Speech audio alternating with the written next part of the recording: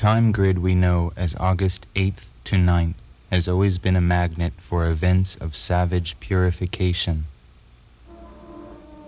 On August 9th, 1945, an atomic bomb was dropped on Nagasaki, Japan, thus bringing the Second World War to its apocalyptic finale. The first National Congress of the Ku Klux Klan was also held on August 8th. August 8th, 1907 is the birthday of Edward Gein, the notorious Wisconsin ghoul whose cannibal exploits inspired the film Psycho. On August 8th, 1914, Hitler's friend Unity Mitford, the British fascist who worked for an alliance between Germany and England, was born. On August 8th, 1985, the Los Angeles Police Department first announced to a terrified public that the Night Stalker, a satanic serial killer, was haunting that city. On August 8, 1974, Richard Milhous Nixon became the first president in United States history to resign. On August 8, 1969, Disneyland in Anaheim, California, opened the doors of its popular attraction, the Haunted Mansion. Later that same evening, August 8, 1969, at another mansion in Bel Air, California, 5 persons were slain, including the film actress Sharon Tate. The next evening, August 9, 1969, the murders continued when a grocer, Lino LaBianca, and his wife were slain at their home on 3301 Waverly, formerly the residence of Walt Disney. These murders brought the 60s to an end. In that year of fear, 1969, a myth was born that continues to fascinate the world. A man named Charles Manson and other members of his family were arrested in Death Valley and brought to trial for these murders. After the 20-year barrage of books, TV movies, magazines, lies, distortions, one may well wonder, is there anything left to know? Charles Manson has been transmogrified by the electronic thaumaturgy of the mass media into a larger-than-life hieratic emblem of evil. Manson has become the favored brand name for murder and madness, the very archetype of everything the popular mind understands as antisocial, crazy, and criminal. He is one of the last true heretics of our time. Is it possible to peer behind the monumental edifice of this Manson myth, that fiction forever frozen in time by the famous Life magazine cover of December 19th, 1969? Throughout the world, this image has become an icon, as well known as the logo of Coca-Cola or McDonald's, and indeed Manson has become the property of the corporation, a consumer product designed to satisfy an audience that loves nothing more than to be frightened, to regard its own death. It has been said that every society receives the criminal it deserves. Why and how has America conjured Manson to be public enemy number 1, to serve the need for a villain, a scapegoat, a devil, in a world that claims not to believe in devils? This tape is designed to deprogram the minds of those who are still thinking, those who have not yet been lulled into sedation by the soothing lies that surround us.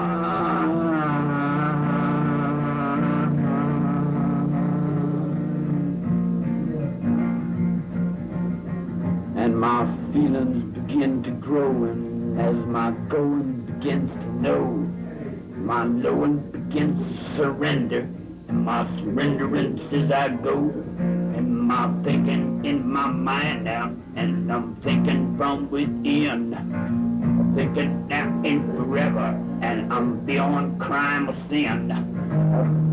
It's upon the mountain, and my skin on the top.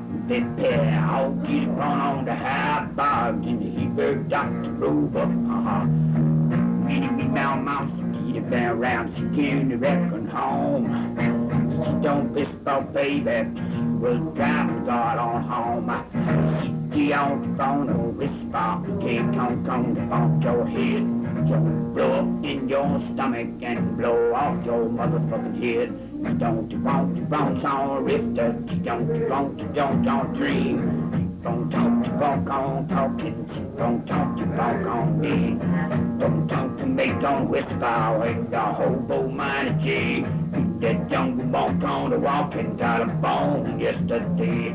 Got a pot and got it cooking, got my witches and my bones. Got my beer on my splendor, got my moving on my own. Got my whisper in my whisper cat, got my cats up in the tree. Got the whiskers on the willow, got the willows on the tree. Got the trees on the spaceman, got the spaceman on the dirt. Got the moving on the monkeys, got the monkeys wearing shirts. Got the wings out on stringing, got my string from my head. Got my whiskers in my yellow and my yellows in my bed. I was even born into the universe. In the perfection of that, I was born 11/11/34, Veterans Day, and my grandfather, my granddaddy was the conductor on the B&O Railroad out of Kentucky, out of the Blue Moon of Kentucky. That's off the First World War.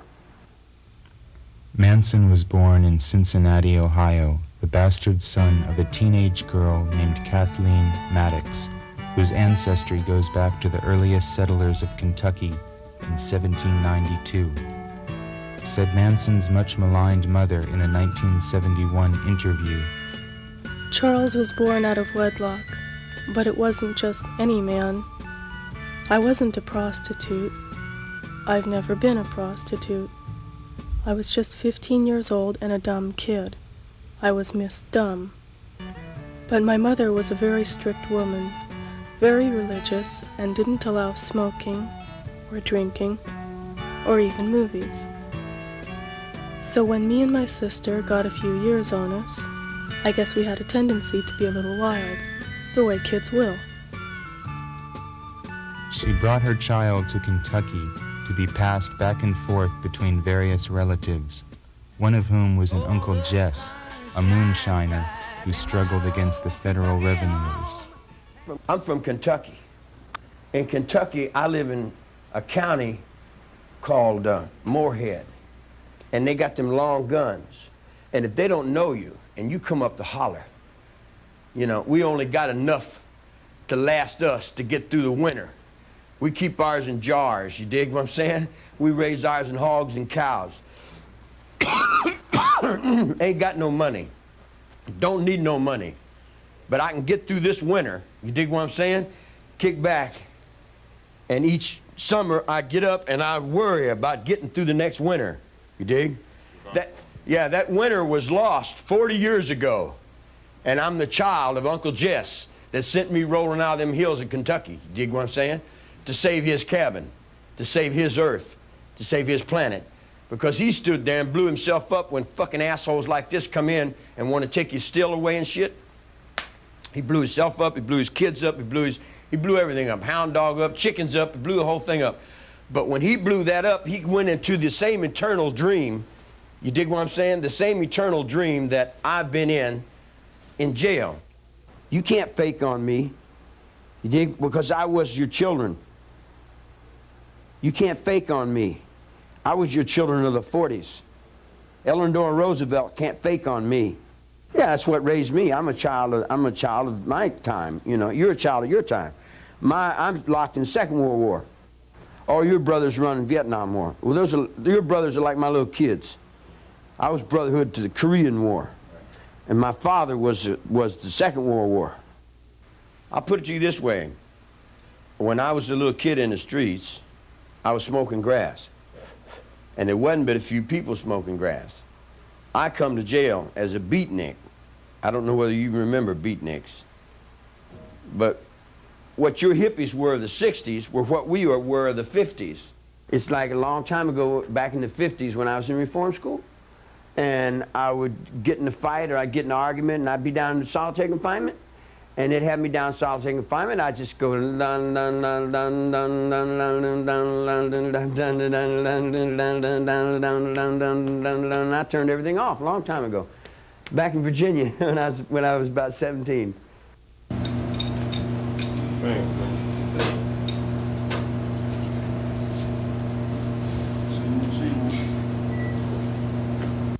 You don't mind if I don't sit down, do you? This is the only chance I get to come around unhandcuffed.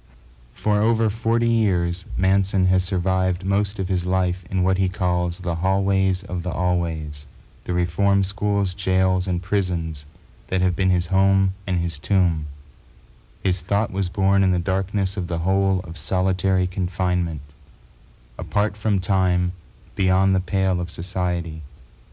In his cell, he created his own world and speaks his own language, where he has discovered that there is only the mind.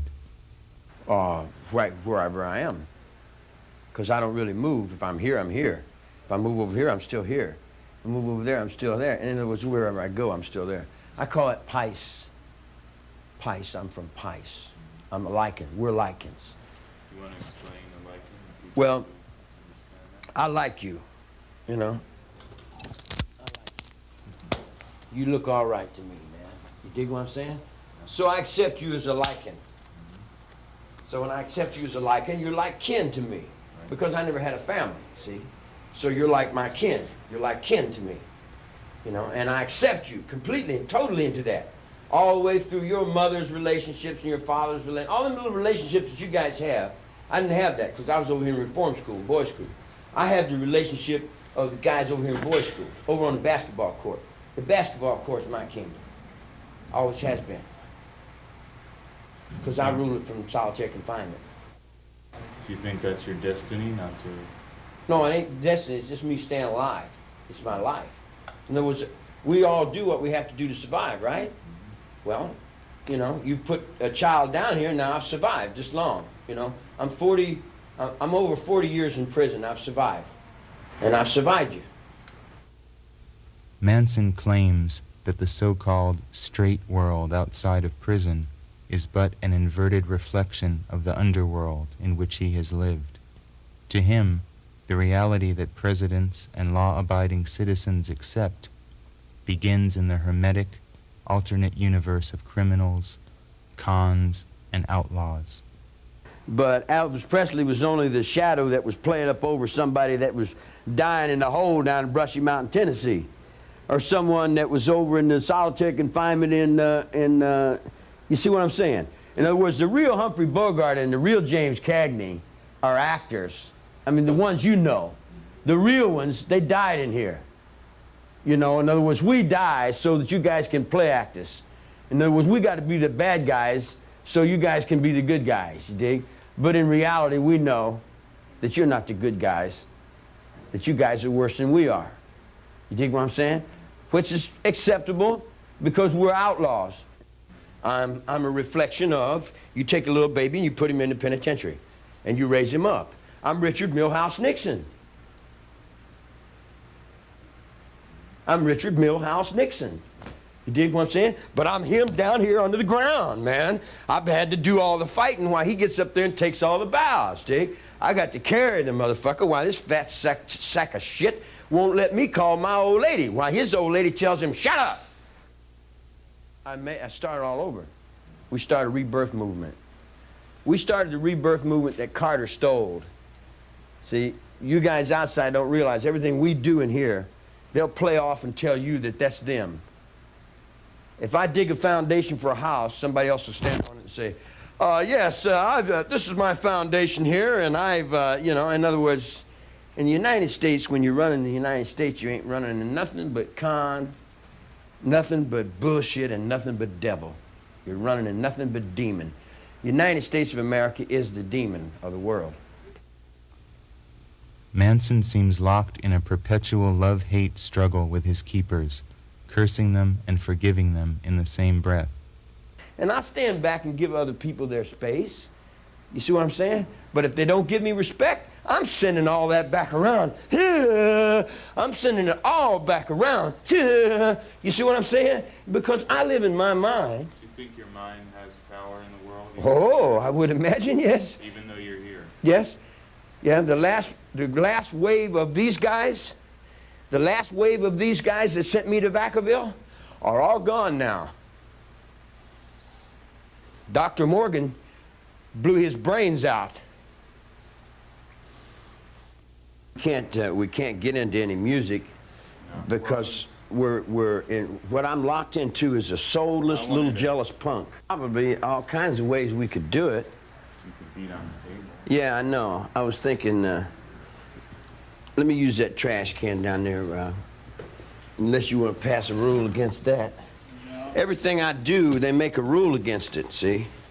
If I wanted a bucket of shit, they'd tell me no, you can't have, and they'd pass a rule, send no buckets of shit, man. No matter what I want to do, they want to keep me from doing it. No matter what I want, they don't like it. They, you know, in other words, if I got it. I'm very capable and I'm unhandcuffed. It's altogether different game. And these people that cut my mail off, let me tell you what they do to me. They cut my mail off. You can give this to the next wave of little kids that you grow up to. They cut my mail off, they lie, they cheat. They got some big old fat women that paint their faces and shit and dye their hair. And they cut the legs off the table so little girls can't get over and play with the little guys. And they got all kinds of little sex paranoias and little deceiving, little lying, cheating little things that they play. And then they'll push them off on somebody else and say it's all their fault, that they're no good and we got the bad guys locked up over here and we're all the good guys. You dig what I'm saying? When in reality, man, you got a bunch of scurvy fucking PC motherfucking pieces of shit. You dig what I'm saying?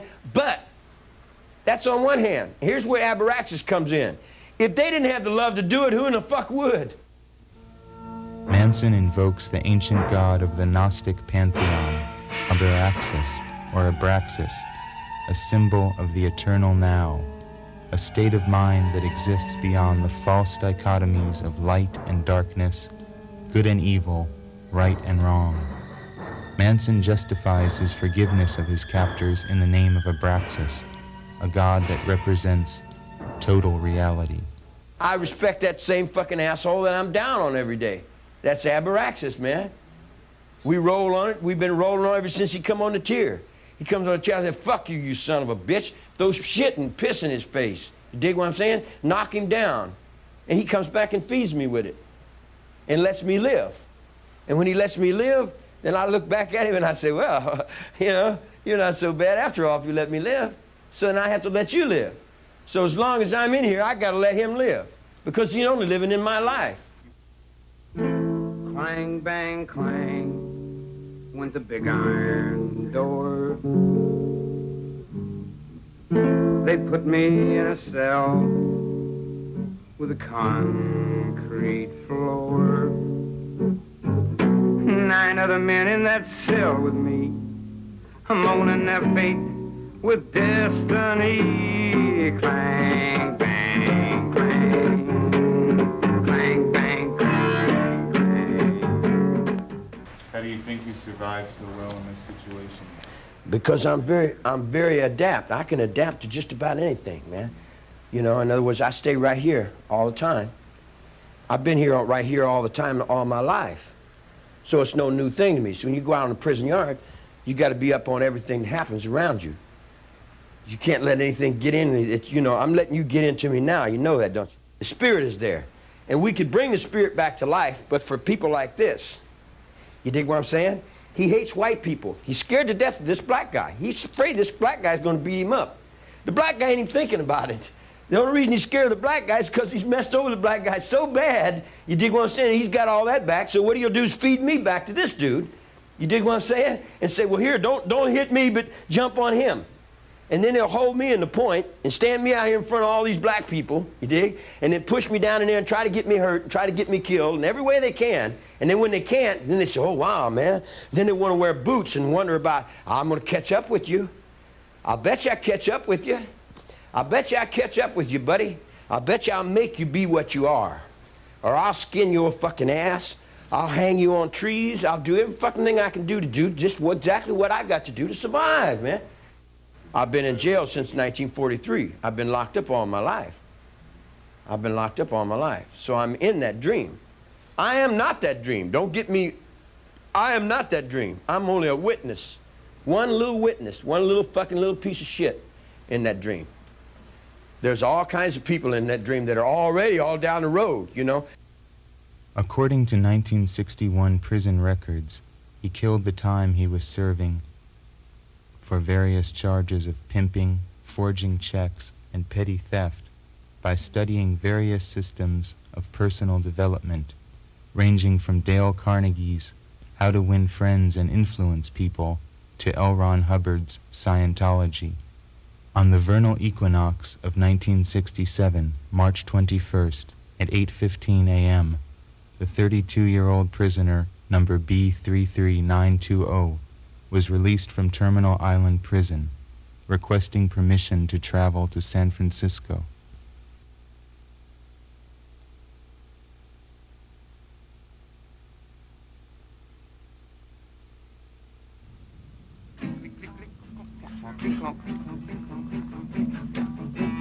I am a mechanical man. A mechanical man, and I do the best I can because I have my family. When Manson arrived in San Francisco in 1967, he drifted into the anti-culture that the media was already calling hippie. He began to attract a following, mostly of young women who were drawn to his music and his philosophy. There's a bunch of broads that follow me around, but there's always broads following me around. Then when I got back out, the hippie was a takeoff on the beatnik, as the beatnik was a takeoff on the bohemian, or the bohemian was a takeoff on the boobskaboop. In other words, just loop-de-loops and circles that come in and out of these places. The idea of Manson as the ultimate hippie and the family as an example of hippiedom's ultimate folly has been ingrained into the public mind with all the other simplifications that have so far served as truth.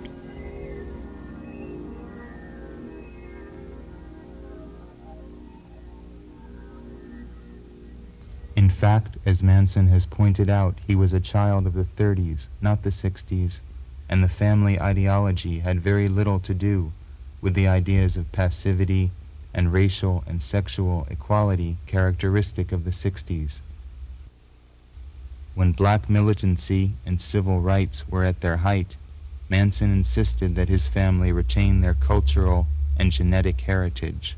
When the feminists were burning their first bras, Manson taught his family to look to nature for an understanding of the balance between male and female, initiating them into the joys of complete submission. Feminism? Matriarchy versus patriarchy. Oh, I'm a matriarch. I'm a beautiful woman. I'm a very beautiful woman. All my women know that. All my women know that. Do you have any good memories about the people who were your wife? Oh, all of them. Sure. They're all beautiful. Lynette Squeaky Fromm, one of the first to join Manson, once wrote, Born into this imbalanced world of women's law in 1967, carrying truth over the threshold, he met thousands of young in the streets. I was one of them. He stood our words up in truth. He never broke our wills. We put up our lives and the symbol of one finger as alternative to anarchy. In the family hierarchy, each woman is a member of the Order of the Rainbow, each with a corresponding color. Lynette Fromm's color in the rainbow is red. Fromm, who was imprisoned in 1975 for the attempted assassination of President Gerald Ford, remains loyal to Manson and his cause. She better be right on. She knows what she's got to do, see? She knows what she's got to do to survive on this planet Earth, just like all the people that are with me do. The ones that are with me do. The ones that are not with me are not with themselves. Squeaky, the one that's down there doing life trying to get me out of jail. When Fromm escaped from prison for 2 days on Christmas Eve of 1987, a wave of paranoia swept across the nation that had not been seen since 1969. That one woman could inspire such fear is a sign of how powerful the Manson myth has become. In contrast to Fromm's loyalty, Charles Tex Watson, the principal murderer in the Tate LaBianca case, explains his family days with the convenient excuse of diabolical possession. Now Tex atones for his sins as a model born-again Christian prisoner in San Luis Obispo prison, where he serves as a prison chaplain, delivering sermons to the unsaved. In 1979, Watson was married in prison to another born-again Christian who has since given birth to his children, the fruit of what one imagines to be wholesome Christian procreation during conjugal visits to the prison. Manson regards Watson's new persona with bemusement. Tex is beautiful. Tex got off with his, Tex got up and gave his in. He was trying to walk around and say, chicka chipim, whoo, and he was there for a while. And we were learning new things, and we were experiencing our bodies and stuff. You dig? But then he decided that he wanted to go back into what his mother was doing. And I looked over at him and I said, well, if you can get anything new over in there, you dig what I'm saying? Go ahead and see what you can find out, but I'll tell you everything on this finger that's over there. Save you a long trip. But he wants to go back through Jesus Loves Me. You dig what I'm saying? He wants to go back and worship and play all the games that we played for 2,000 years. And if that's what he wants to do, it's okay with me. I'm still right there saying, all right, man, if that's what you want to do, but you're only destroying yourselves, man. Always is always forever. Is one, is one, is one. Decide yourself for your father. All is none, all is one. I'm just no time from behind you. Illusion has been just a dream. The valley of death and I'll find you. Now is when on a sunshine beam. So bring only your perfection, for their love will surely be. No cold, pain, fear, or hunger. You can't see, you can't see, you can't see.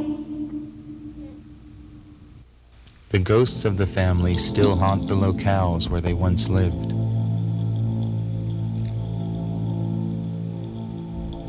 In 1968, Manson persuaded the octogenarian George Spahn to allow the family to live on the ramshackle movie set, the Spahn Ranch, in Chatsworth, California. It had appeared in countless old cowboy films as the archetypal Western town. Here the family engaged in an ongoing psychodrama, changing their names and personalities, immersed in their own dimension of make-believe, with Manson serving as director. They lived inside the facades of the crumbling sets, tending the horses on the ranch and living off of food thrown away in supermarket garbage bins. Now, 20 years later, only a field of overgrown weeds stands on the site. The Spahn Ranch was burned down in a fire that destroyed every last trace. Here in this creek bed at the side of the hills leading into the Santa Susana Mountains, the family would gather in these shaded coves to listen to Charlie's music and practice their marksmanship.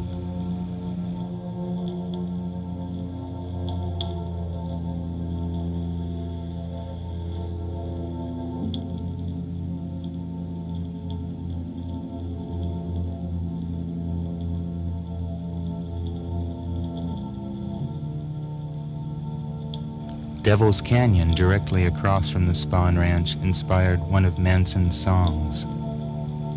The pass where the devil you can see, Santa Susana is the pass where you look for me. I live on my planet, my world, my desert, my thought.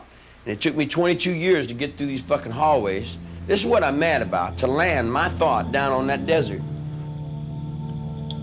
On Halloween of 1968, Manson decided to move his tribe away from the nearby urban decay of Los Angeles and into the wilderness of the desert, where he imagined they would find the complete freedom they sought. That Halloween night, Manson and a few others camped at the tiny Newman Cabin, a refuge for miners and prospectors on the outskirts of the Death Valley National Monument.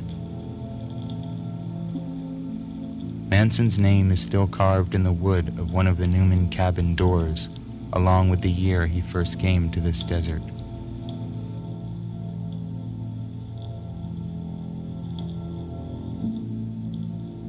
After the family made their way through the almost impenetrable Goler Wash, they set up a fire here in the hearth of the Myers Ranch and surveyed the austere beauty of the desert around them.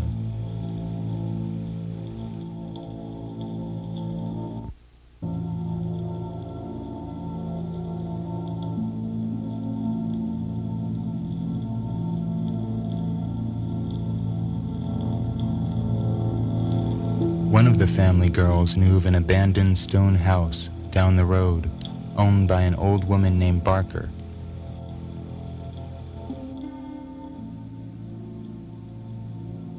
Manson, after locating Mrs. Barker in nearby Furnace Creek, convinced her that she should allow the family to live in her place, in exchange for general upkeep and a gold record given to him by one of the Beach Boys. Today, the ranch is much as the family first found it, as remote an outpost as can be imagined, hidden in the vast silence of the desert.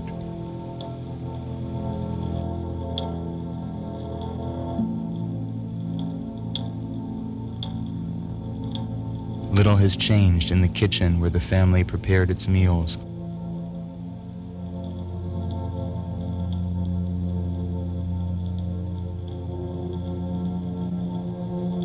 Or in the bedroom that once was Manson's.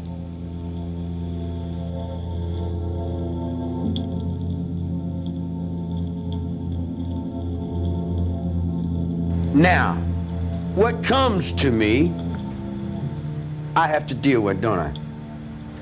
So I go out in the desert, and I'm sitting in the desert, and I'm not bothering anybody, and I'm just having a good day. I'd rather be a coyote in the desert, but I've got to play act this goddamn human thing, this form that I'm in.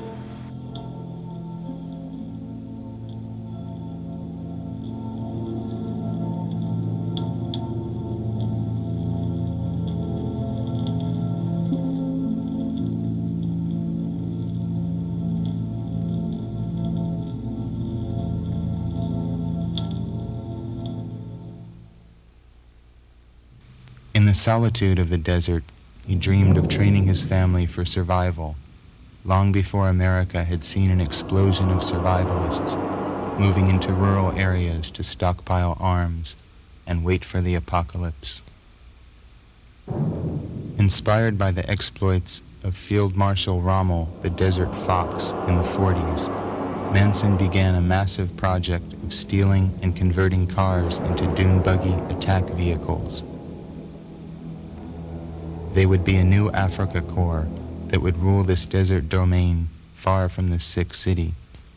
The motorcycle clubs that Manson had brought into the family, the Straight Satans, Satan Slaves, the Jokers from Hell, would serve as auxiliary troops. You dig? But if you want to get up and ride, we'll ride, and I'll be right there with you. You know who I ride with? I ride in Venice, California with Straight Satan. Near the Barker Ranch, the remains of hundreds of stolen cars still lay rusting in the desert sun. One can still make out the fading psychedelic paint jobs. My world's out there in that junkyard. You know my world's in that picture. You know what pictures my world's in. This auto graveyard is one of the few signs that the family left behind. Its atmosphere is that of the remains of a lost civilization, an archaeologist's excavation. So distant does the alien world that blossomed here in 1969 seem. Oh, garbage dump, oh, garbage dump, why are you called a garbage dump? Oh, garbage dump, oh, garbage dump, why are you called a garbage dump? The family foraged into the nearby naval bombing range, where they stole a communication wire which was strung around the Barker Ranch, further adding to the impression of a command post. The camouflaged lookout bunkers where the family girls would take shifts keeping watch of the ranch, knives strapped to their legs, are still evident. The fabled family bus that once stood in the front yard of the ranch crumbled slowly for years. Eventually, local prospectors dragged the infamous relic to an abandoned mine and dynamited it, as if symbolically destroying the spirit the bus once stood for. As Manson's plans for extending his increasingly militaristic commune to the further reaches of Death Valley expanded, getaway routes were planned. Emergency supplies of ammunition and gasoline were hidden all across the landscape. This still full can of gasoline stands hidden under the same rock that Manson left it under decades ago. Manson, familiar with local Shoshone and Hopi Indian legends of a subterranean lake beneath the desert, made sporadic attempts to search for what has come to be known as the Devil's Hole or the Bottomless Pit. Squeaky Fromm designed this prototype Armageddon jacket as the uniform for the Devil's Witches. This cavity in the striped butte near Barker Ranch is still said by desert miners to sport geysers of water, and may be the source of the idea, long a part of local folklore in Death Valley, that posits the existence of an underground body of water. Eventually it was here, in the quest for the bottomless pit, that the family was destined to make its last stand.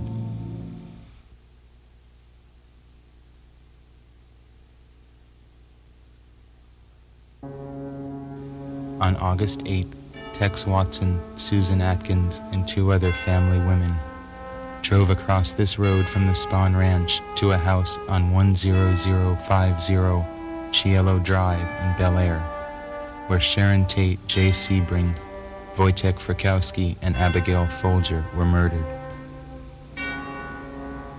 The subsequent murders unleashed a tidal wave of panic and terror. Speculation in Los Angeles and the world as to the identity of the murderers ran rampant. Similar murders the next evening added a further frisson of fear.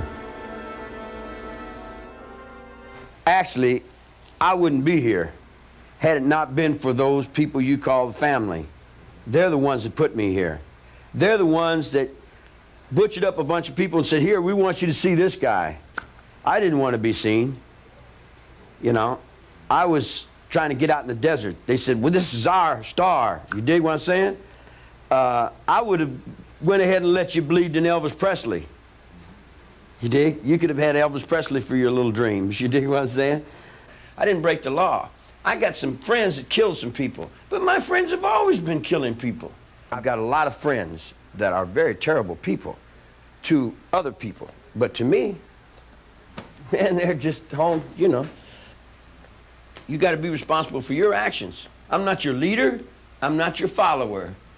Like the Kennedy assassination, the impact of the so-called Manson murders can never be fully understood. They entered immediately into the folklore of our time, an impenetrable cipher. It would be impossible to penetrate the fog of disinformation that covers these murders, the thick veil of rumors and theories, conspiracies and cover-ups that obscure the way. Were they the first casualties of a holy war? Tex Watson's revenge for a drug burn by Wojciech Frykowski? Susan Atkins' attempt at a copycat murder designed to free Bobby Beausoleil? Were the murderers strangers to the slain? There are only questions. The murders seem to echo the sordid epitaphs of old Hollywood in their excess. Jay Sebring, the hairstylist to the stars, had been living in the house where 30s actress Jean Harlow's husband, Paul Byrne, had killed himself decades ago. Ironically, this article in the Los Angeles Times wondered idly who the unknown assailants were, while an article right next to it answered the question. On August 16, 1969, sheriff's deputies raided the Spahn Ranch and arrested most of the family suspected of auto theft. They were released shortly thereafter for lack of evidence, without the police ever suspecting that they had in their custody most of those involved in the murders. Of all the masks that Manson has been given to wear, it must be said once and for all that the most blatantly false is that of Manson the mass murderer. That Manson was not present at any of the murders, that his name is inextricably connected with, is a simple fact of history.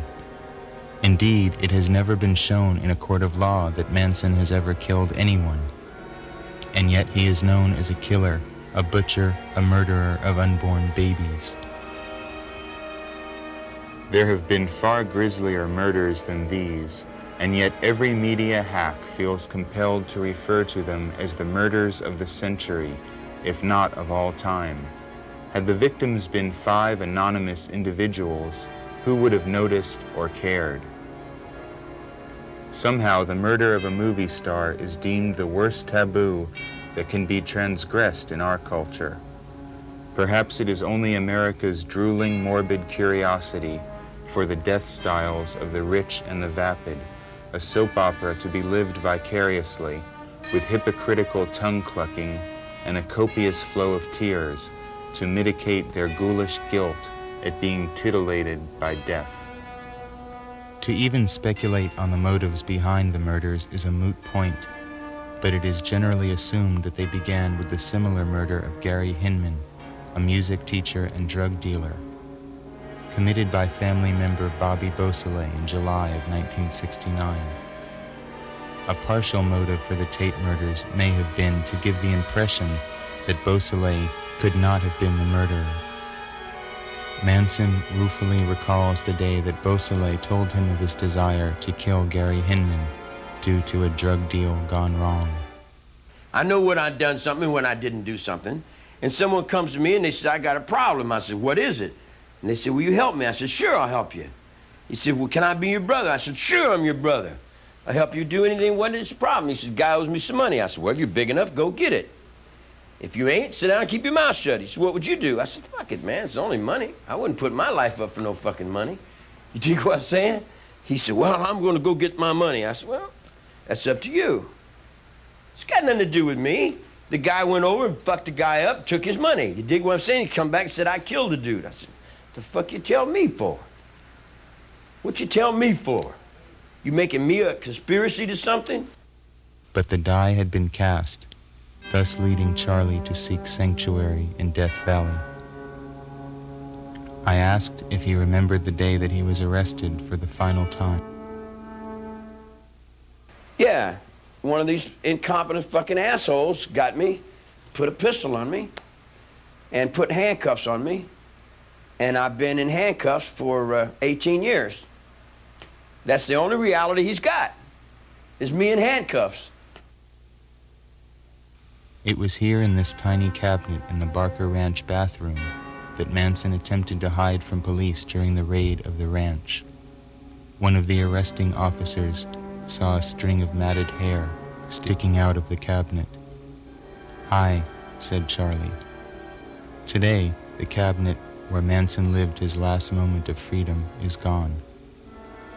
In essence, it seems that Manson is not serving his life sentence for murder, since he was at no time ever accused of murdering anybody, but for his subversive ideas and because of the abstract notion that he is simply too dangerous. In a mockery of justice that was his trial, he was not allowed to defend himself.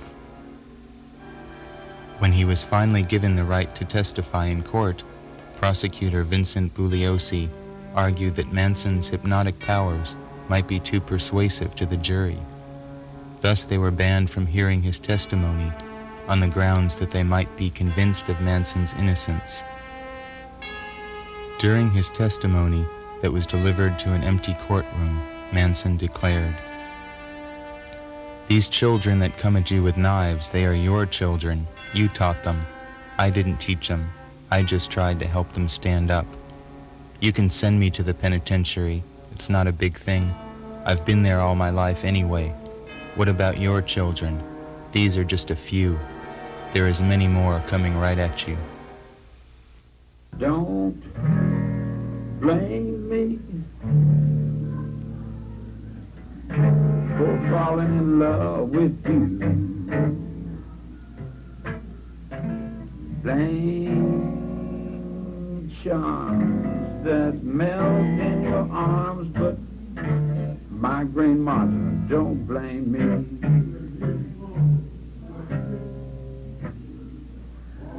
Can't you see when you do the things you do? Say that you're saying or pray that you're praying, but don't blame me. I can't help it if that doggone moon won't shine. All that stuff, that's right. You've been standing on the sunshine. Don't blame me. I never told you what to do. I was stupid enough to believe that I had rights in this country. You know, I believed in what the judge said. In other words, I worked for 20 fucking years to get out of jail. I did everything these assholes told me. I thought that ding was my daddy, man. I played up underneath that fool and did everything he told me to do, right? Just perfect. Perfect to the letter of the law, all the way down the line. Then when I got outside, I never broke that law. I'm incarcerated because they're afraid. Yeah. And I'm sitting there watching all you fucking Rube Scoops, you dig? Playing my life all these years. You take me from court, you dig? And the lawyer represents me, and then he got guys that represent him, and then they all represent that, and then these guys represent me, and they all represent that, and they're only representing me to start with. It's all in my life that they're standing up with all this big old shit that they're standing up in. It's my life that they're feeding on at the bottom. The king don't have any clothes, man. You dig? We told you that in '69 when Nixon fell down. Now you're trying to drag that same old egg up there and try to put something up that's already gone, man, rather than try to build another one.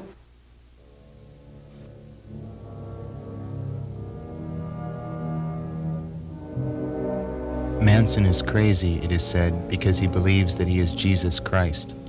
Behind this cartoon conception is a more complicated cosmology than has been previously understood. And then you see Jesus and you see Christ as being a little God, partner. Because I had the altars of the Druids long before the cross came, and the altars of the Druids will be there long after the cross is gone. Whether the Christians like to accept it or not, you dig what I'm saying? The cross came by and passed by my window, and I seen it go by, and I said, oh, Christ was a little God. Ah! Because that was where they hung that fucking last asshole. What do you think about that last asshole? He's still there. And you see him? He's still right there. Nothing's changed. It's right now, down, and then as it's right now, you dig? And I'm not going back over there. Fuck them assholes. Manson's use of Christian terminology may have been inspired by a man who once walked a similar path. Francis Penovic was a burglar, con man, and petty criminal who had spent much time in prison before he changed his name to Krishna Venta in 1948 and announced that he was the Christ everlasting. In the 50s, Krishnaventa built his Fountain of the World commune in the Santa Susana Mountains, not far from the Spahn Ranch where Manson and his family would settle over a decade later. Like Manson, Krishnaventa's following consisted mostly of young female disciples. They were given different colors according to their temperament and aptitudes, much like Charlie's rainbow. Krishnaventa was killed in 1958 in a dynamite blast ignited by a jealous husband who disapproved of the guru's sexual teachings, but his legend lingered in the area to inspire Manson to attempt to take over the cult years later. Atop this skull-like rock formation at Fountain of the World, Manson held crucifixion rituals that culminated in family orgies.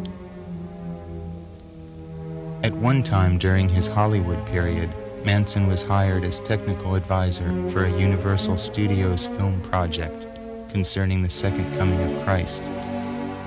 When Charlie learned that the producers intended to portray Christ as black, he abandoned the project.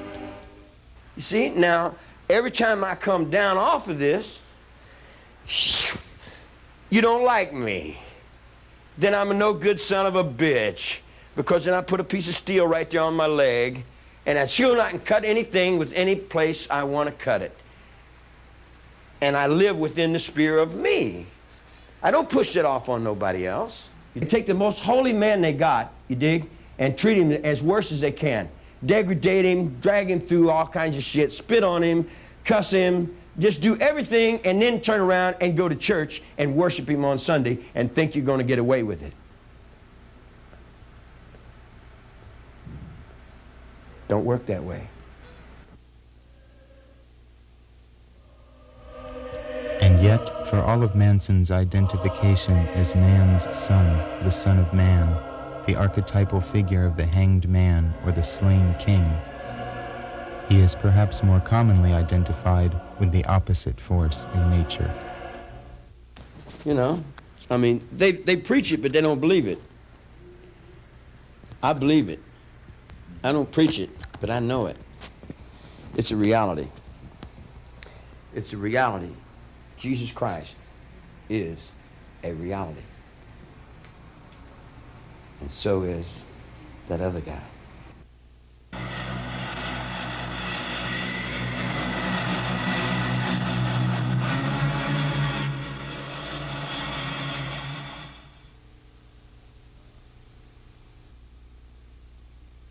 The dark allure of Satanism and the mystique of the vampire link Sharon Tate and Susan Atkins in a web of mystery. They seem bound together by destiny, protagonists in a drama decreed by fate.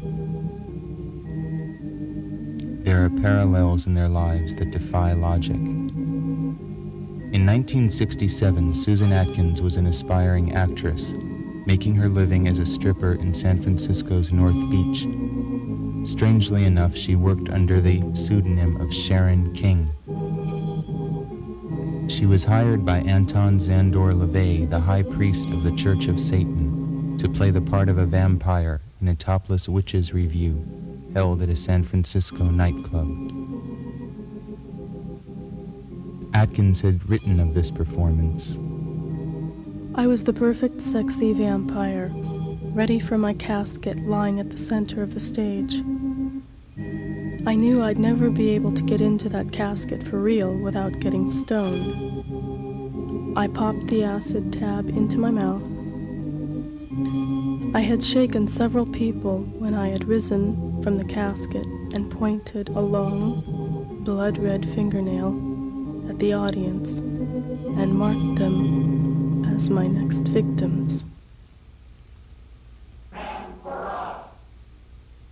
The same year that Susan Atkins made her debut as a vampire, Sharon Tate was cast by her husband-to-be, Roman Polanski, as a vampire's victim in his film The Dance of the Vampires. In the film, Tate's character is referred to as a sacrifice to Lucifer. Earlier in her career, Sharon Tate had played a witch in the British film The Eye of the Devil, or 13. During this film, Tate began a brief period of dabbling with white witchcraft. She was initiated into the coven of Alex Sanders, self-proclaimed King of the Witches, by High Priestess Maxine Sanders. The ritual was held in Tate's dressing room trailer on the set of the film. If Sharon Tate was fascinated with the more benign aspects of the occult, Susan Atkins held a similar short-lived dalliance with black magic. Here she is seen in the ritual chamber of the Church of Satan with founder LaVey. Perhaps it was inevitable that Sharon Tate and Susan Atkins, both dilettantes in the opposite extremes of occultism, would finally meet in 1969. It is alleged that Susan Atkins licked the blood of Sharon Tate off her fingers that night before leaving something witchy on the wall, reenacting their previous roles as vampire and vampire's victim. At the approximate time of Sharon Tate's murder, 12:30 a.m., the TV guide for August 8, 69, reveals that a film entitled The Vampire's Ghost was broadcast over the airwaves. There are other oblique links between Anton LaVey's Church of Satan and the Manson phenomenon. On the very night of the Tate murders, Anton LaVey performed a rite in the same ritual chamber where Susan Atkins had once posed.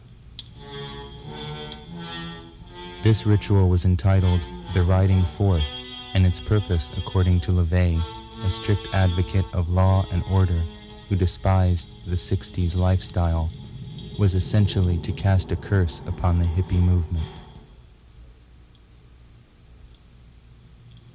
Part of the invocation read that night, "Beware, you psychedelic vermin. Your smug pomposity with its thin disguise of tolerance will serve you no longer. We know your mark and recognize it well.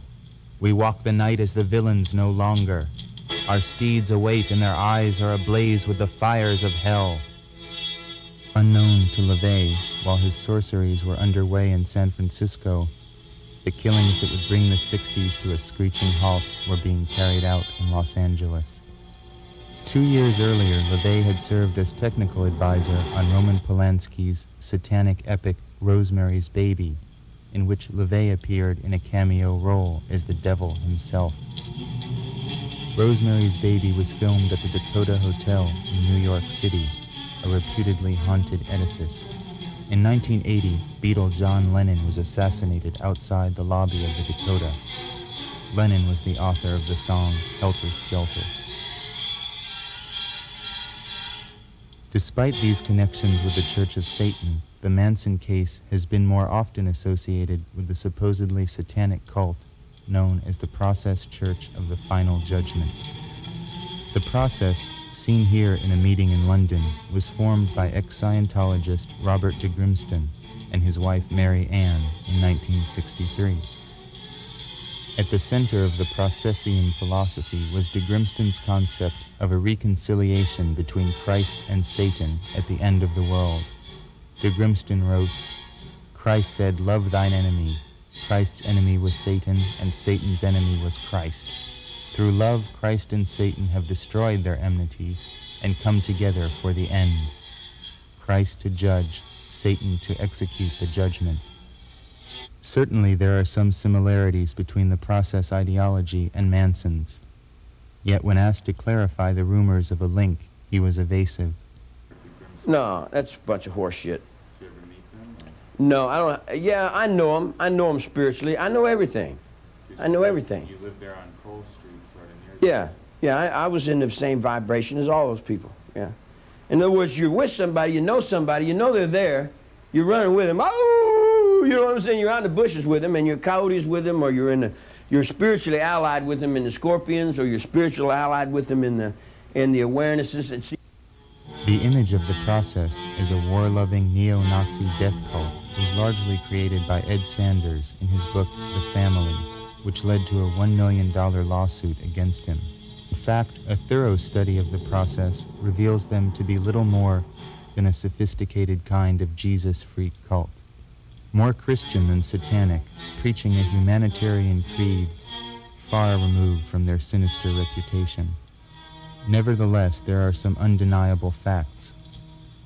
The family did, for a time, reside near Process headquarters on Cole Street in San Francisco.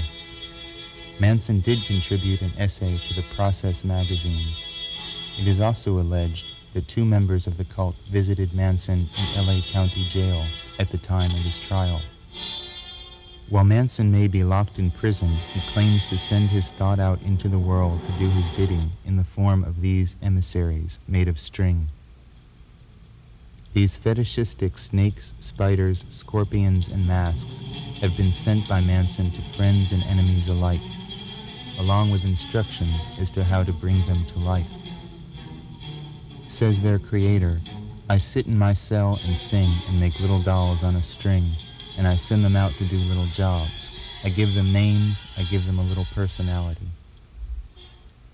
Another occult figure linked to the family is filmmaker Kenneth Anger, student of Aleister Crowley and an early member of the Church of Satan. At one time, Bobby Cupid Beausoleil, seen here in Haight-Ashbury, was Anger's protege. Anger dubbed Beausoleil Lucifer and starred him in that role in his ill-fated project, Lucifer Rising. When the two had a falling out, Beausoleil is reputed to have stolen Anger's film and buried it in Death Valley, asking for a ransom. Anger is said to have replied by placing a curse upon his fallen angel. After his incarceration for the murder of Gary Hinman, Beausoleil composed a soundtrack for Anger's second version of Lucifer Rising. Seen here is Anger's stationery, which still features artwork by Beausoleil. Satan means whatever I'm looking at, whatever I want it to mean. It's on my forehead. It's me if I can get up on that highway. If it's me trying to save my air, my water, my trees, my wildlife. It's me on that cameraman. It's me right there in his watch. It's me in his brain. It's me right there on his ears. And when he shaves in the morning, I'm sitting right up underneath his razor. You dig? It's everything that human beings don't understand. It's all their fears. It's what they're not sure of. You dig what I'm saying? Satan to me would be God. You would be God to me. You dig? I could worship anything as God. Everything is God. The sun is God. The moon is God. Everything is God. Except them stupid fucking people who got that shit stuck up in their fucking heads and they won't get rid of it. In other words, they talk about in the name of the Lord, we're going to say this. In the name of the Lord, we're going to say that. In the name of the Lord, if there was such a thing, you see what I'm saying? Would he be the devil? If there was such a thing, would he be the devil? I'm out there on the highway. Sure, I'm out there on the highway. I'm out there on the highway in Big Dragon, in the underworld. I'm out there in Hawaii. I'm out there in all kinds of different things. You might say I'm kind of like Satan. I'm in so many different places at once. Yeah, it would be like Satan. It would be very sharp for one person to do all the things that I'm going to have to do to survive. In you, and in you, and in you, and in you too. Manson the Revolutionary has inspired extremists on both sides of the political spectrum. The left-wing group The Weathermen, whose leader Bernadine Dorn proclaimed in 1969. Dig it. First they killed those pigs, then they ate dinner in the same room with them, then they even shoved a fork in a victim's stomach. The Weathermen announced that 1969 was officially the year of the fork. In 1974, an aborted plan to break Manson from prison was concocted by Manson followers in cooperation with the Symbionese Liberation Army. At the opposite polarity, Manson has served as the inspiration for such racist socialist factions as the Ohio-based Universal Order, whose founder, James N. Mason, created this flyer extolling Manson as an independent genius.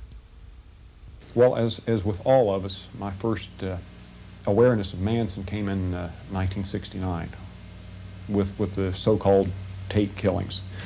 And I was a teenage kid sitting at home watching the news, and the word flashed. A bunch of Hollywood types had been killed out there, presumably by hippie types. And of course, being a National Socialist in the 1960s, I was highly anti-hippie, but I was just as much anti-Hollywood. And so the only thing that flashed across my mind then was good. It couldn't have happened to a sweeter bunch.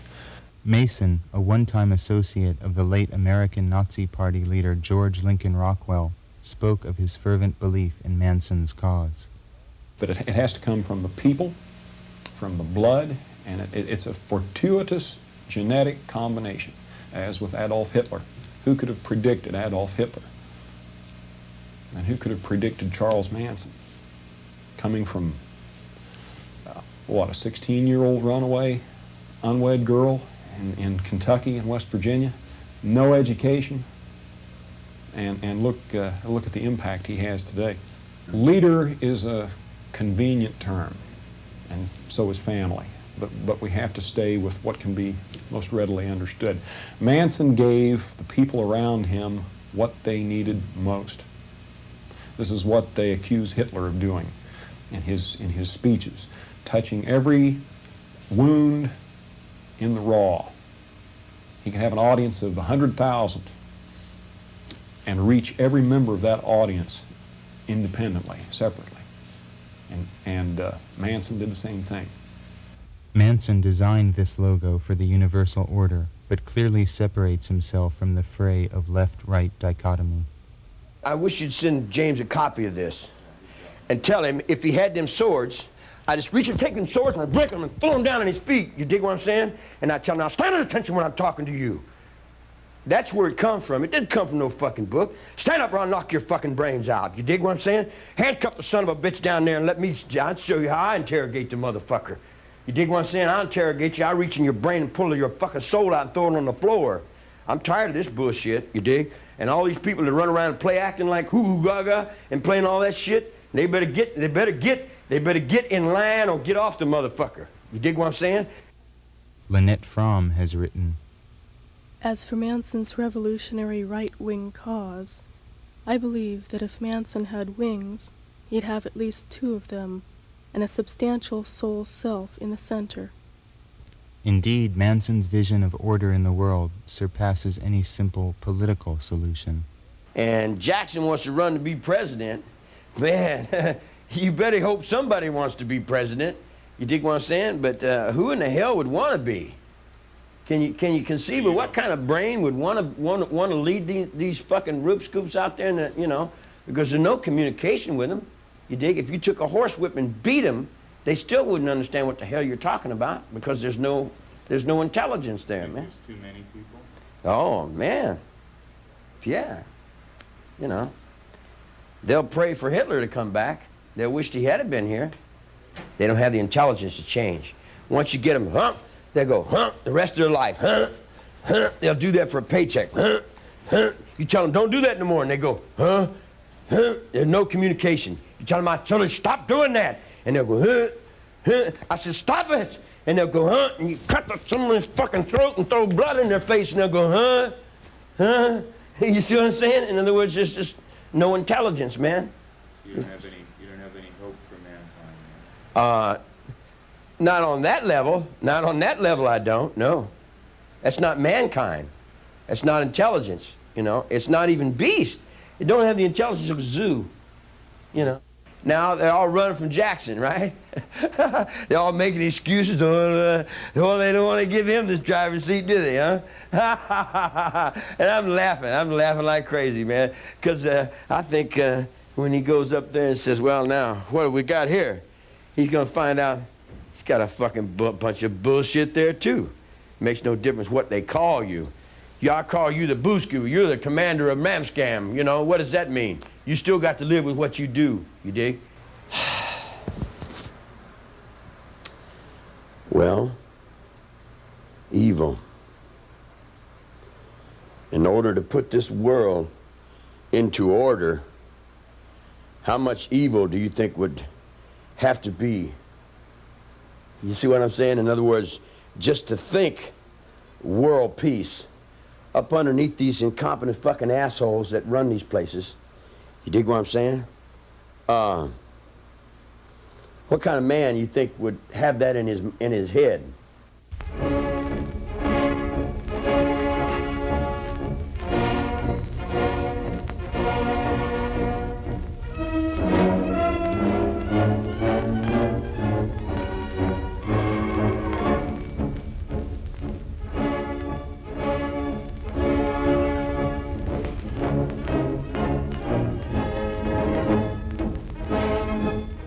Manson has often been compared to Adolf Hitler, and asked whether he feels connected to the Führer, he answers, We all do.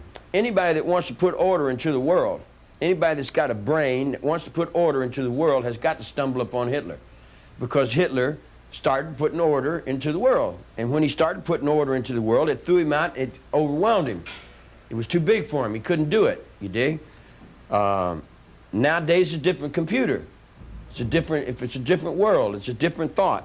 Nowadays, you don't need all that explosive power. You can do it on your computers with your buttons and stuff, with your aids and baids, and with your biscuit berets and biscuit buttons. I just think he was throwing in his time doing his trip for whatever. See, you don't have any other choice. Once you get order in yourself, then you got to reach to order in your own household, in your own family, in your own kin, in your own kind. You got to reach that order. You can't go, I can't go and tell this man something until I can tell me something. If I'm right within me, then I can tell him what's right within what I think. But each man has to be right within what he thinks, dig? I can't make another man right. The other man got to be right with himself. Des Friedens. Manson also expresses a kinship to Rudolf Hess, the occultist, ecologist, and folk medicine student who served as Hitler's deputy. Hess died under mysterious circumstances in Berlin's Spandau prison after decades of incarceration as a war criminal. You remember when they had the harmonic conversion? All the people was up on this mountain over here. Hess died that night. I am. Hess died that night. When Hess died that night, that put me longer in prison than anybody in the world. Hess was always longer than me. But when he died, that put me, the only living thing that was standing on that very same thought that you and I are standing on now. You see what I'm saying? In other words, we're still in that same dream. We're still in that same thought. And nothing can take that. You can take my body away and stick it down in that cabinet. It's still there. You dig what I'm saying? You cannot take it. You dig what I'm saying? There's too many people that gave their lives for it. They gave their lives and they're still bleeding there for it. You dig? And the spirit is there. Manson has certainly been an influence on the burgeoning U.S. skinhead movement, and perhaps the skinheads are the true inheritors of the spirit of the shaven-headed girls that performed their sidewalk vigils during Manson's trial. Yeah, there's no order because incompetent assholes like this run your world. These are the fucking ding-dings that run your world, man. Look at him. Fat hanging off his fucking jaws. He's an incompetent piece of shit. You dig? He wear black cowboy boots and play off this guy and pay that guy to hold me down. You dig what I'm saying? And then come back around on the other side and talk about, I'm a white guy. I'm a white brother. You dig what I'm saying? What do you think about race? What do I think about race? Everybody look out for themselves. I look out for this guy. This is my race. Comes out of my dick head, man. My race comes out of me. You know, where I'm running is you know, I run in the alley. I run in the darkness. If I was sitting up there where I had my fingers on the buttons, it'd be a different game altogether. Charlie has been on the front lines of the ecological war since the 50s, and he calls his vision for reordering the environment and the earth Atwa, air, trees, water, animals. Pollution, pollution, pollution. It's the only solution for survival on the planet Earth is a revolution against pollution. It's like all the animals are running this way, and a lion comes on the picture, they all run that way. All the animals are all divided all up, all the people are out there playing all these games. A bigger fear comes, they all get together and they all run in one direction. The peace plan is that Schultz and all them guys are playing in the Middle East, it doesn't have any fear in it. It doesn't mean anything. It's a bunch of fucking old assholes talking about old rhetoric. What you know? do you think the meaning of fear is? The fear is you'll do it or die. It's that simple. Do you think? In other words, the ways of the animals I identify with more than I do with the ways of the humans. Humans are pretty stupid. Humans won't survive. Humans ain't going to survive. Not the way they're going. Think they're going to destroy themselves? Yeah, definitely. They're going to destroy every fucking thing. They're destroying everything. See, people don't realize how many... If you sit down and you started thinking people, it would take you 10 weeks to think up 200 million people, man. Do you know how many people that is? Now, you run out of food with 200 million people. You run out of oil with 200 million people. You run out of thought with 200 million people. You got a lot of meat there, man. That's a lot of meat to deal with, Dave. You know, I'm reaching for perfection, just like we all reach for perfection. But my perfection is in the air, the water, the trees, and the wildlife, and it goes beyond my physical. You see what I'm saying? In other words, they can't understand, I've already gave this physical up, man. The physical's hanging down there on the courtroom. You know, if you want to interview me, why don't you go talk to the DA, maybe he can make up some more lies for you, some more stories for you. And here's another thing that you people talk about, all these peace movement, all these demonstrators, they'll run out and demonstrate for a nuclear power plant and go home and turn electricity on. If you want to demonstrate for a nuclear power plant, don't use electricity. Does it make sense? You know what I'm saying? They want to demonstrate for something on one hand and get their faces up in the camera and like, look at me, I'm different, you know, or pay me to be somebody, you dig? And then on the other hand, they can't be somebody because they go home and turn the fucking electricity on and use the same fucking pollution. You dig what I'm saying? In other words, you can't protest cutting down trees with paperwork. You can't protest pollution riding around in automobiles. You dig? I told you 40 years ago, get back to the horse, man. What's the best way to change things? I get back to the horse. If you don't get back to the horse, there's going to be nothing left of you. Now, it's dawning in the minds of many. It's dawning in the minds of chemistry. It's dawning in the minds of biology. And I got 7 big locks in my brain, you dig? And then I send off to Norway. Sure! And I send them a thought, and it goes to Norway, and the chemistry, and they're looking in the little things. You dig what I'm saying? And then I'm over here in Australia sitting on a bushman. I don't need a telephone to communicate with that bushman. You dig what I'm saying? That bushman is right inside my soul, man. He's right inside. I can hear everything. I can see through his eyes. You see what I'm saying? It's like I am that bushman. After Manson's imprisonment, Lynette Fromm and Sandra Good continued the fight for Ottawa. Good sent this manifesto to the Associated Press in 1975. The International People's Court of Retribution is a wave of assassins. It is made up of several thousand people throughout the world who love the earth, the children, and their own lives. They have been silently watching executives and chairmen of boards and their wives of companies and industries that in any way harm the air, water, earth, and wildlife. They can be assassinated on the golf courses. They move of their own accord. Necessity dictates policy. Exxon, ITT, Standard Oil, Union Oil, lumber company executives, Gulf Oil, must get out of the country or you'll be killed. We want to live, you maggots, you monsters. Get out of the country or you'll be killed. Manson rails against the money mind as one of his principal enemies. 666 is just a dollar bill. That's the body of the money. The body of the people that work for the money. Take that gold on that man's ring. He works. How long did you work for that? 2 or 3 weeks to get that ring?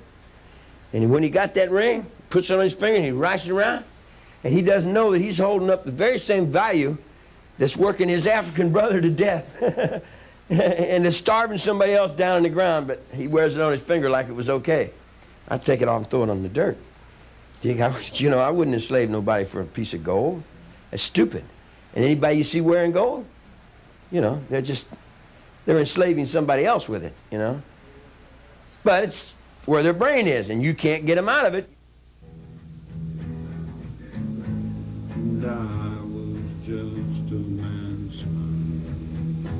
Much as simplistic historians have dismissed Hitler's Third Reich as the overcompensation of a failed artist, Manson's vision of a holy war has been generally characterized as nothing more than the jealous rage of a spurned musician, a would-be rock star with delusions of grandeur.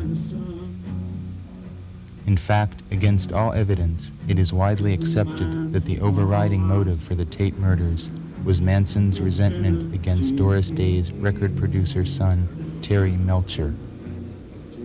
According to this theory, Manson was so enraged that Melcher did not provide him with a record contract, he ordered his slavish minions to murder everyone in the house he believed to be Melcher's. 150 Cielo Drive. Melcher himself put the lie to this theory in a 1974 Rolling Stone interview, where he said that Manson knew Melcher did not live any longer at that address because he had tried to get in touch with him under friendly circumstances at his house in Malibu. This image of Manson, desperate for big bucks and fame at any cost, has also given rise to the lingering rumor that Charlie once went to a casting call for the TV show The Monkees, hoping to be cast as one of the ersatz Beatle imitators.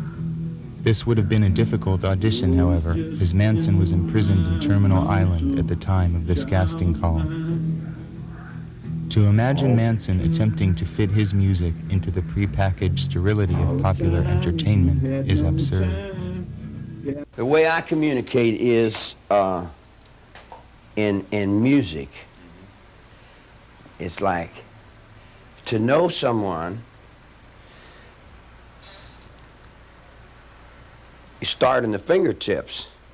You can know me in my fingers. You can know me in my hands. You can know me in my arms. You know, in other words, I'm something inside that goes beyond words. Words, blah, blah, blah, you know, they're a bunch of fucking biscuit. That's what they teach you in school. You know, I live from here. But I can't get any music out of this. I can't get any music out of nothing. These motherfuckers cut me off of my music, see? And then they represent off to the little girls. Look at me, little girls. Music is my soul. Music's the way I express. It's my religion. It's my religion. You've also said sex is religion. Yeah, sex is a reflection. Everything's a reflection of this. When you reflect that, you reflect music. I reflect it in music.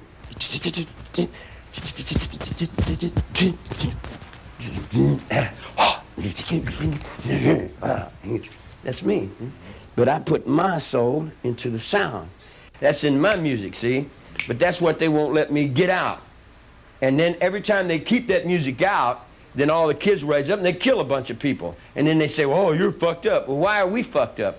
Who just says you can put your music up over my music? You dig what I'm saying? Who put your voice up over my voice? Who says your God's bigger than my God? You dig what I mean? In other words, it's just as you get down in the alley with it, and whose dog's the biggest dog? I'm the biggest dog when I'm out there in the street. It's like to get on down the road and play my music. See, I play my music for, are you hot in here? I play my music for me. I don't play my music to entertain people. I play my music because I am my music, you know, and I live 24 hours a day in music.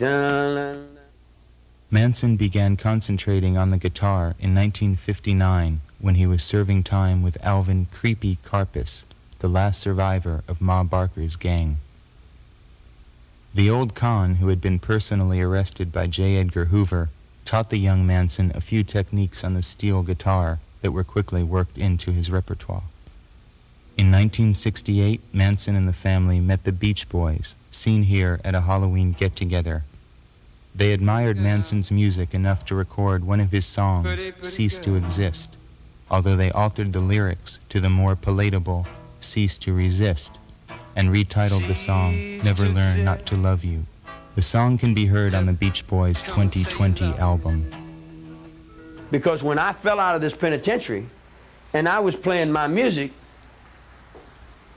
you, Neil Diamond, Buffalo Springfield, Beach Boys, all them guys came to me, you dig, and you said, how can you play this kind of music, man? We've never heard this kind of music before. You know, he said, wow, this is strange kind of music, you know?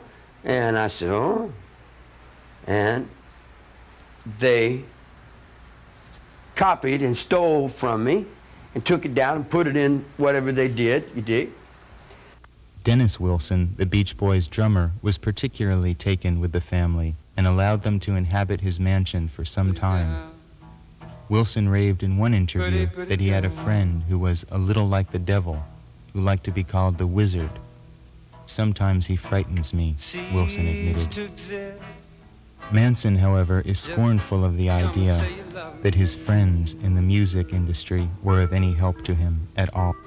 Ain't nobody ever tried to help me do nothing, man. Nobody helps you. Everybody wants to ride. They talk about help, but there ain't no such thing. You gotta help yourself. Everybody that says they want to help you, you dig what I'm saying?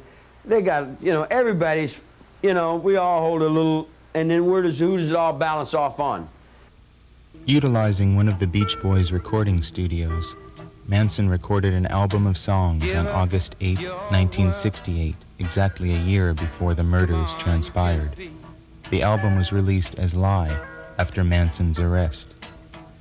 He has since recorded other music which has been smuggled out of prison and distributed to a few devotees. Perhaps the ultimate myth relevant to Manson and music is the fiction created by Vincent Bugliosi, stating that Manson believed the Beatles were sending secret messages to him on their White Album. I'm not of the 60s. I'm not a generation of the 60s. The 60s were little kids to me. The Beatles were like punk rock is to you. That's what the Beatles was to me. They, you know, that's not my era. My era was Bing Crosby. I'm 53 years old. I'm not a teeny bopper. In a sense, Charles Manson the man no longer exists. He has been replaced and transformed by the symbol rather than the flesh and blood being. The real Manson now resides in the imagination of the public, voracious for their next vicarious thrill. As for the man himself, he claims not to care how the media portrays him. Fuck the people out there. Well, that don't know you. I don't give a fuck whether they know anybody that don't know themselves don't know me. I don't give a fuck about people. I'm looking out for this guy. Right here. You're not angry how the media has portrayed you as this villainous monster. What does that mean? It doesn't mean anything. Media is a rerun. Public opinion's a little girl. It's a toilet paper commercial. It's got nothing to do with reality. Reality's here. Reality's now. As with other villains of our time, Manson has been immortalized in wax in chambers of horrors all over the world, from London to Jerusalem. Ever since the trial, the Manson book genre has been a cottage industry in itself. While some information may be gleaned in these texts, one is usually forced to read between the lines of the author's self-service. Whether it be the self-righteous bluster of Bugliosi, or the Christianized crocodile tear confessions of Miss Atkins and her associates, the subject is more obscured than illumined by this ever-growing library. The self-proclaimed counterculture produced many underground comic books dealing with Manson, diverging in tone from the snide approach of R. Crumb to the preachy Legion of Charlies that compared the My Lai massacre to the Tate murders. It was inevitable that Manson should have become grist for Hollywood's money mill. For the most part, he has been the stuff of low-budget exploitation films, which attempt to turn the case into cheap horror, taking morbid delight in the sexual and violent aspects of the cult.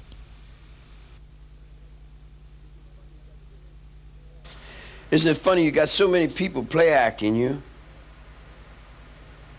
So many people play acting you, you never get a chance to play act yourself. Manson's filmic alter egos have ranged from a vampiric guru in Death Master to a rabid devil worshipper in I Drink Your Blood.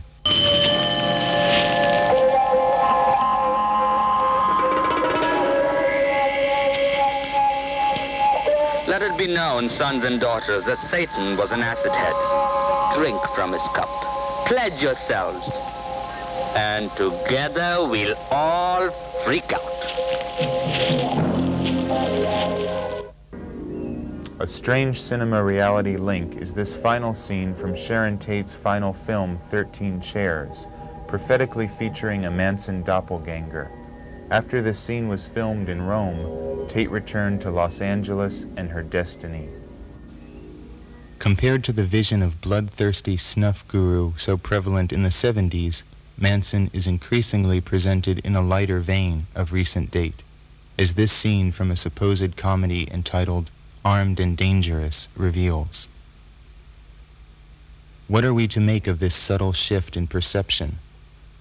If indeed the monster the media created can be reduced to a slightly wacky figure of fun, perhaps there is a change in the zeitgeist brewing. The far-seeing journalist Wayne McGuire predicted in 1970 that someday in the future, Charles Manson will be a major American folk hero. While housewives may still shudder at tabloids such as these, there are indications that Charlie is becoming a less malevolent presence in the oversoul. Manson the commodity can be purchased not only in bookstores and video emporiums, but in clothing stores as well. Indeed, one trendy shop in London was named Helter Skelter. A nightclub in Los Angeles also uses the name. In 1987, the Piedmont Candy Company released a short-lived deck of collector cards called Terrorist Attack, which features Manson in distinguished company. John Asnile, director of the cult favorite Manson's Home Movies, a Super 8 extravaganza that documents the gorier elements of family history, offers an entire spectrum of Charlie memorabilia to an ever-growing market of Manson files under the aegis of his Manson Archives. At a recent satanic rally in San Francisco, the film The Other Side of Madness was shown to an audience that cheered through the reenactment of the Tate murders. On the fringes of society, there have been small but serious efforts to rally public support for the cause. A shadowy organization called the Friends of Justice planned a series of concerts to raise legal funds for Manson. At Manson's 1989 parole hearing, a group of black-clad protesters picketed for Manson's release. However, if there is something new in the wind, Manson is indifferent. This whole motherfucking attention thing, I don't need nobody's attention about nothing. I can do what I do by myself. I don't need nobody. I ain't looking for no followers. I'm looking to survive. And survival to me is out there in that desert, running around with them wolves and them coyotes and them bugs and birds and bushes and things. I want to get back on the ground with mine, dig? But now I can't get all these people that are trying to be and do like me. You dig what I'm saying? In other words, like I got all this fucking attention on me. I got 900 million people. You dig what I'm saying? Now how do I get away from them?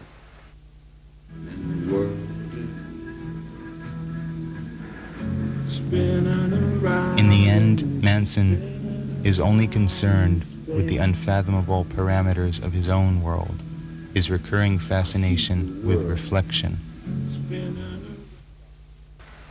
See, the judgments are, how will I judge anything? I'm judging it from what's inside of me. However I see anything, I'm seeing it from what's inside of me. The man in the mirror. I go beyond the man in the mirror because I set the mirrors on the ends of your roads, Jake. But I set them with these little nooses. When your children come in to me, I hang them on the ventilators according to what I need to be and what I have to get done to weave my patterns, to do whatever I have to do, to survive in the places where you know the pictures where we live. Everybody that thought that they're playing me, I think they'll end up finding out that they got played by themselves, because we each get the guy in the mirror. Could you look in the camera and tell people they're going to see this? Tell them who you really are. Tell them who I really am. I'm this hand here, with no doubt. Yeah. Yeah, I like that, man. Yeah. That shoulder there. Yeah, you look like a healthy young man. I like you. Talk to the people if they're going to see you now. Well, I can't talk to the people. That's your reality. You're the one that does that. I don't. Well, I'm dealing with you. What do you have to say that you've never been able to say before? You've been through a lot, ain't you?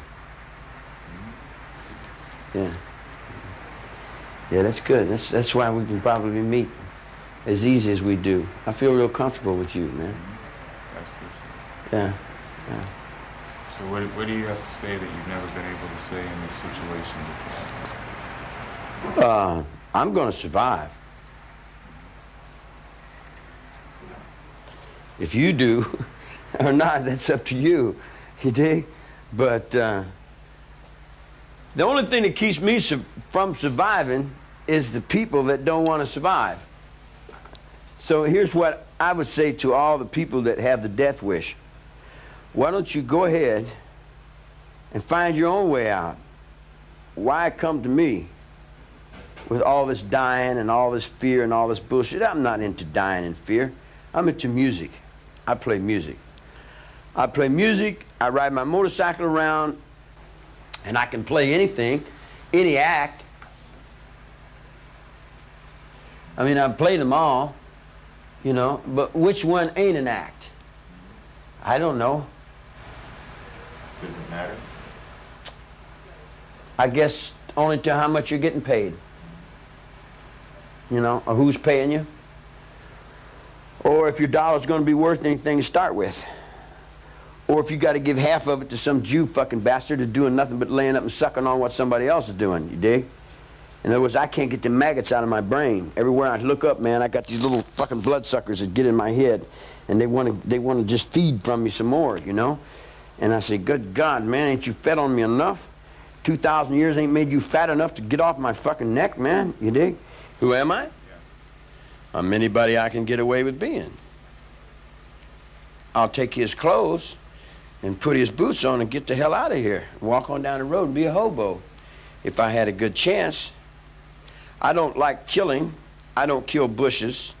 I don't kill trees. I don't eat animals. I don't like killing, but I'm just like anybody else. I can, when I'm pushed to do that, I can do that just as easy as eating a piece of steak or cooking a chicken. It all balances off on Rock Hudson to be the macho until they find out that he's not really that, or to the Marine sergeant who can't say what he's doing in the locker room. You know what I mean? I mean, who cares the balance of what the in-betweens are, you dig?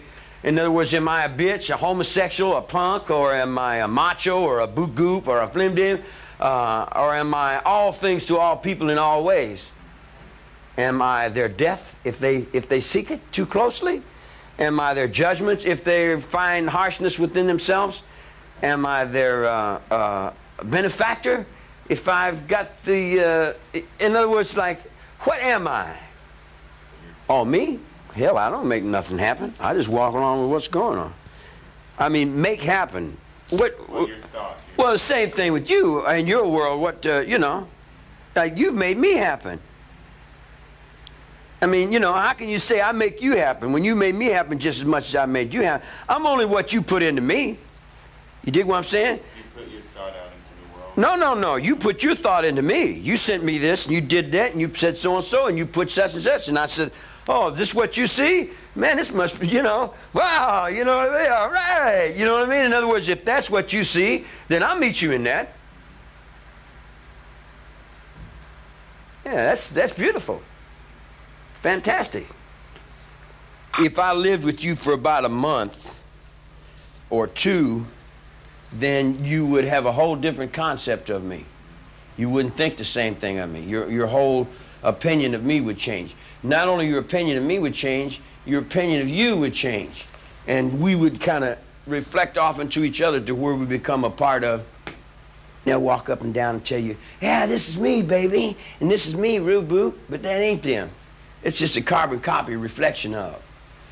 You know, they won't let the reality of. You said that you're a reflection of everything around you. Sure, what else could a child be? That goes into you. You're going to reflect it sooner or later. If I'm going like this, pretty soon you're going to reflect that. All children do. I'm born right now. Anybody that puts their life on the line for me, I've always been right there with them because I stay right there all the time. I was born and raised there. I stay there all the time, constantly. I'm so much there, you dig what I'm saying, that Japan came over and said hello. And I said hi. You dig? And then anybody with any respect would respect me. But any punk that don't have respect and all that fear and insecurity, you dig? Then they treat me like the fucking punk that they are. In other words, they give me all their insecurity. I can't see no mistakes. I think the infinite wisdom of all things are perfect. Even these guys, even though I don't agree with them, you dig? And I conflict with them, and I argue with them, and I struggle for the same thing they struggle for, perfection. Don't place no emphasis on history because they'll all lie. The truth is that your history books are full of bullshit. Most of your books are full of bullshit. You know that, being a writer yourself. How do you think people are going to remember you? I don't think they're going to be anybody to remember anything. You know, they're destroying everything. They'll destroy it all the way back down to the coyotes and the wolves and the scorpions and the bugs and the snakes, and they'll probably see a few of us fake phony son of a bitches sitting over and looking at the thing saying, yeah, that's an old rerun in Mars somewhere. I'm just checking that dude out, man. Cameramen have a way of hiding. Yeah. You know, are you Irish? Irish English, yeah. Yeah, that's what I figured. Ready complexion, huh? No, what always happens every time I get out of jail, I have a kid. And then the broad ends up snitching on me or getting me locked up. And then she takes the kid on down the road. And she raises him up to be like her. And then I see him when he gets to be about 30 or 40 years old. He's a little fat fucker. He thinks just like his mother. You dig? So I see a bunch of little fat fuckers that think just like their mother. And I look at him and I say, yeah. Do you know if any of your children have followed in your footsteps? They're all my children. And anybody that ever seen me is following in my footsteps.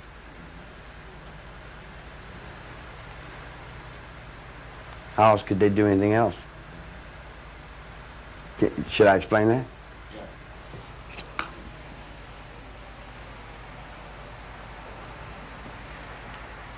It's a brand new step. Never been done. It's history. Every step I take now is history. And I'm carrying 900 million people in my mind. You see the Pope? He's a cigarette butt on the floor. Well, you Now open up your mind into that. See all the Orientals and the dragons? All the tongs? See all the feathers? See the swastika spinning? You see it coming alive? In our minds as a youth, in our minds as a youth, you see that spirit coming back? You see it coming back? You dig what I'm saying? In other words, it's coming back in the spirit of the youth. It's coming back from the battlefields. It's coming back. Peace on earth. Peace on earth. And the peace on earth goes beyond that line. And I put that line on the blind man's pole. Then I run that down with some other soul. And then I cut that on back with another track and come back and say, choo, choo, I know my mind. And I trust the very same person that you do. And the very same person that you do. I trust the only person left to trust. Me.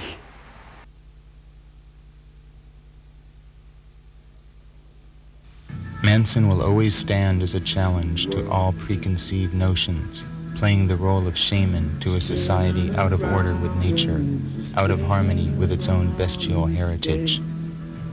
As the world sinks further into the long slide of self-destruction, Manson's legacy will endure. If he is mad, his is the madness of a visionary, a prophet without honor. Lynette Fromm has captured the Manson enigma best when she said, Everyone has wanted to make him small, yet a monster, stupid, with hypnotic powers, a fascist and a commie, a prejudiced nigger lover, a macho punk, both Christ and the devil. Or, on the opposite side, of everything.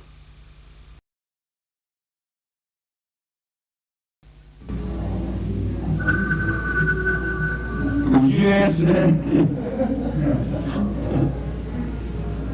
Wait, I'll get it.